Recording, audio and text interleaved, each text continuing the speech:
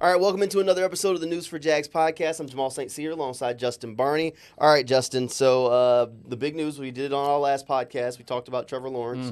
Trevor Lawrence officially has his deal. The pen was to paper. He said he was surprised by how much paperwork he had to sign. I don't think that surprises me, at least. But I can imagine $275 million. You got to sign. What's the over/under on the number of times he had to sign his name on the paper? Maybe at least 200. Man, you've closed on a house before, right? There's paperwork. So it's a lot of paperwork. And you got to sign multiple copies of the same thing. So I'm gonna say Trevor probably had to sign with all those zeros on there. Yeah. I'm going to say... one for each million, I think. I'm going to say 95 signatures. 95 signatures? Over under. Probably, I'd say that's pretty good in line. I was saying 100 or so I'd say over that. But I think there's quite a amount of paperwork there. Woo. Quite a bit of paperwork. It looked thick when they were sitting on the desk in front of him, the pictures and stuff. So I could imagine why. I mean, it's $275 million contract. And I'm sure there are little nuances in there, what he can do, what he can't do, maybe a promotional appearances and stuff. I'm sure there are bigger things than just, hey, we're going to sign you, and that's your signature right there. There's a lot of stuff that's in that contract. Like, overall, I think we kind of went through it step by step. So if you kind of want the in-depth dive into his contract, you go check out that last episode. But I think overall, we're both pleased that the Jaguars have signed him to this long-term deal. And Trevor Lawrence seems pleased that he's going to be here in Jacksonville. He said him and his wife both love Jacksonville. We wanted to be here long-term. Obviously, it's a place we love to live in, and we know that because, we've had some good and some bad times as far as football goes. So it's, we've kind of experienced both, and we love being here either way. And obviously the way the organization's going and the direction that we're heading on the football side, that makes it obviously a no-brainer for us. Is we're heading in the right direction, and I want to be the quarterback here. I want to bring a championship to Jacksonville. Well, look, I think everybody would be pretty happy if Trevor was able to bring that championship here to the city. He said championship 3 times in the presser today. 3 times in the presser, so that's what fans want to hear. The other thing I think that fans need to hear is he loves Jacksonville. His wife loves Jacksonville. He said before the draft that they hoped they had ended up in Jacksonville because they kind of fell in love with the city and the people and the atmosphere. Remember, Jamal, the toaster, I think, that was on his wedding registry and stuff that fans chipped in and bought him. I think that was really kind of people showing their affinity for Trevor. And they feel that. I mean, you see pictures of Trevor in town everywhere posing for pictures of people and stuff. So I think it's even though there are naysayers and people that bash Trevor and this deal, I think the consensus is fans are happy to have Trevor in here long term. Trevor certainly wants to be here. The Jaguars locked him into what essentially can't be a team-friendly deal. So I think it's good that they got it done. I know Trevor's happy to have it done before training camp. You alluded to Trent Baalke not doing deals during the season, so they got it done when they needed to before that market explodes. And I always like to hear Jaguars players, and they sign extensions. I want to be here. I love the city. And it's important because so many years we've heard the naysayers. Why would you want to be in Jacksonville? And I remember an analyst saying Trevor Lawrence shouldn't be penalized by having to be chosen to be chosen by Jacksonville. Not that I keep track of names or nothing like that. So it's important. It's important for fans to hear that he wants to be here, and it's important from a national narrative too. So I like it. Now I will give Trevor his credit for some things. You were giving him a little bit more credit than I'm willing to for saying that he loved Jacksonville and wanted to come here during the draft process. He wanted to be picked number 1 overall. The Jags had the number 1 pick. Like let's not just say he was all Duval'd out before he got picked. I mean, like I think there may have been something where he's here and he's like, I'm glad it worked out this way.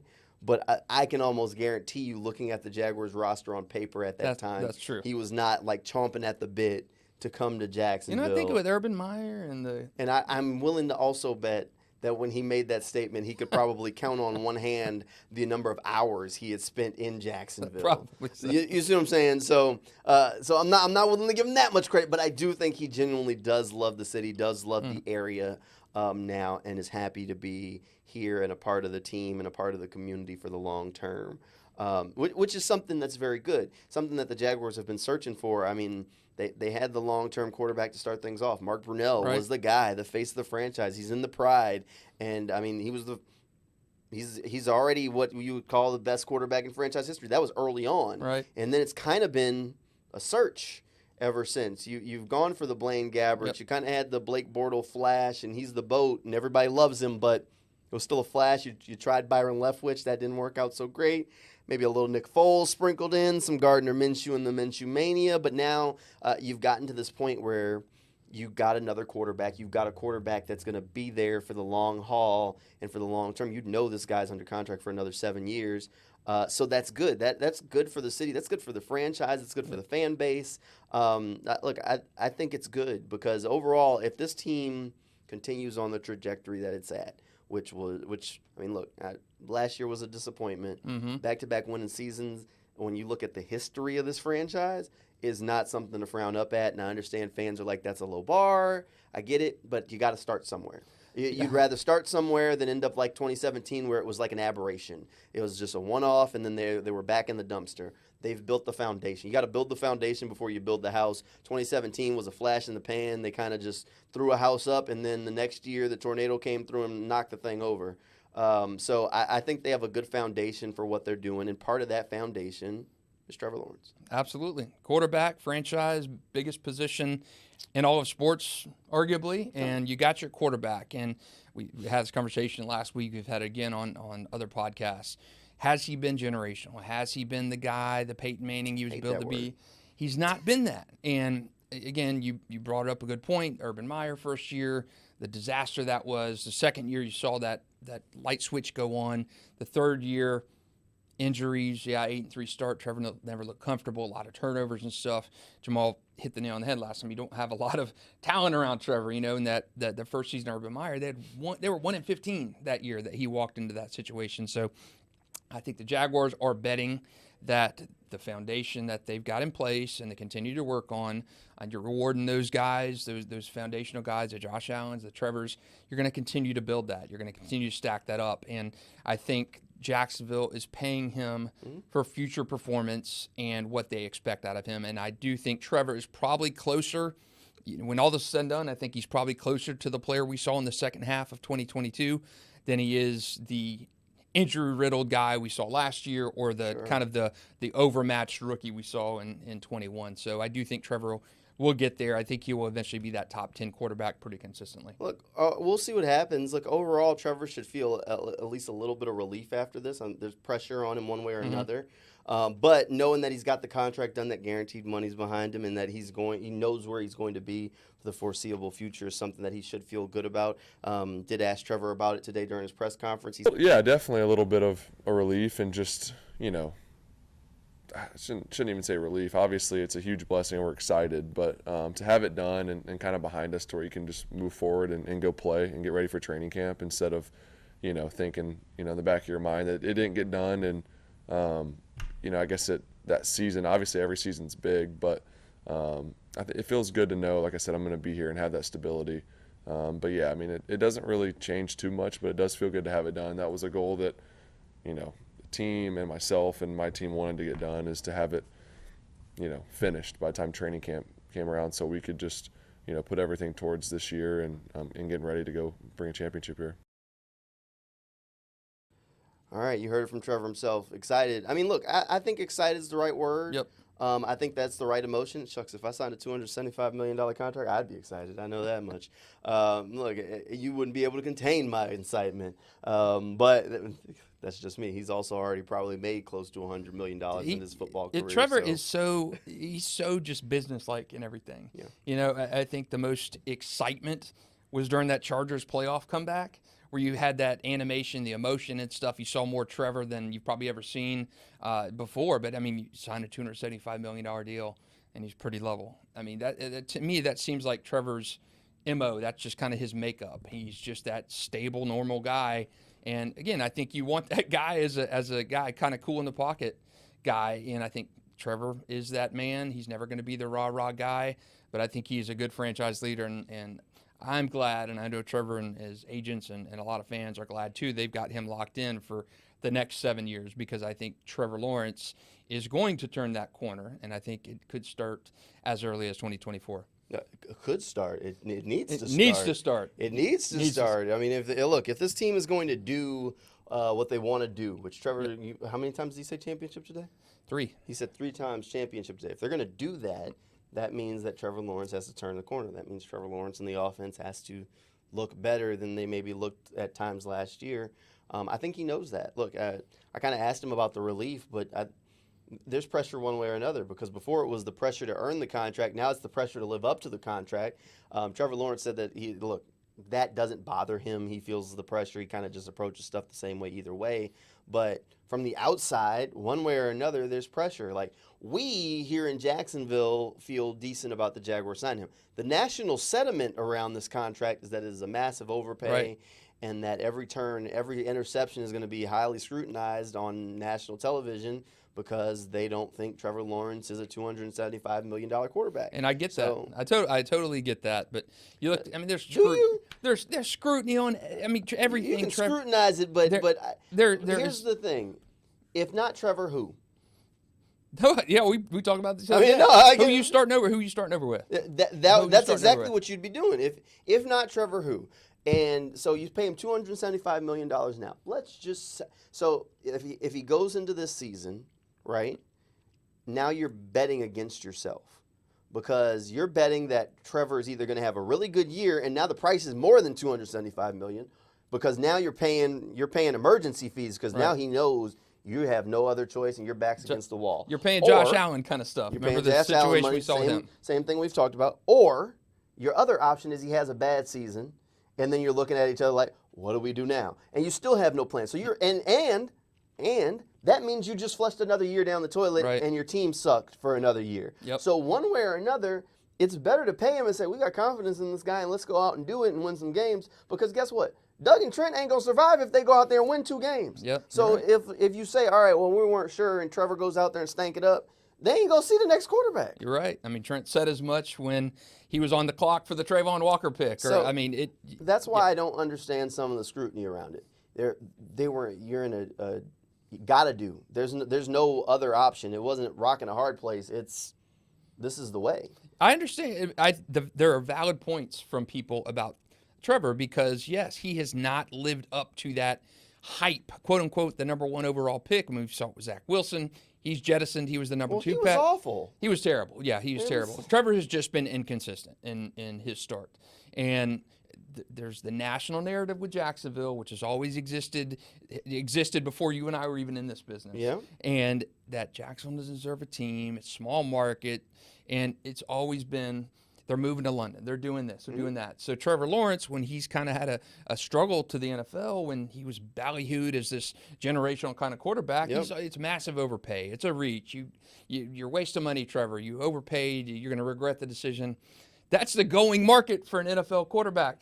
When you see Tua's next contract, when you see Dak's next contract, when you see Brock Purdy's deal next year, those are going to be astronomical. Those are going to be $60 million contracts annual average per year. So would I rather have Trevor Lawrence locked in at $55 million for the next 7 years, or would I rather be kicking Trevor to the curb in 2 years, or paying Trevor what at that point will probably be $70 million a year with the salary cap increases? I'm comfortable with what they did with Trevor. Going market for the rate for quarterbacks in the NFL is what it is. And you're going to have to either lock Trevor in now, start over with somebody new where there's no option right now to do that, and a rebuild, a Doug and Trent replacements come in and do that. So, again, I think the Trevor deal right now was the right one for Jacksonville. I mean, here's the example that everybody can kind of get on board with. The housing market has exploded. At some point, you've seen a house listing. You're like, they want $300,000 for what? For that? Or they want what for that? The prices are insane. So, like, my mom had a friend who wasn't paying attention to the housing market and kind of decided she wanted to move out of her house. Put the house up for sale. Agent comes back. They got an above asking price offer for the house. So she's like, oh, now I got to hurry up and pack all my stuff, get out of here, because she'd done no work on the house. Like, so she was like, all right. So she was going to go find an apartment. She was like, I got to find something. I didn't realize the real estate market was like this. Now you have no choice but to pay. Right. Like, you're like, they want $300,000 for what? Like, you have no choice because you need a place to live, or you're paying. They want, what's the price of rent for this? You want for a 1-bedroom? You want me to pay what a month? So that.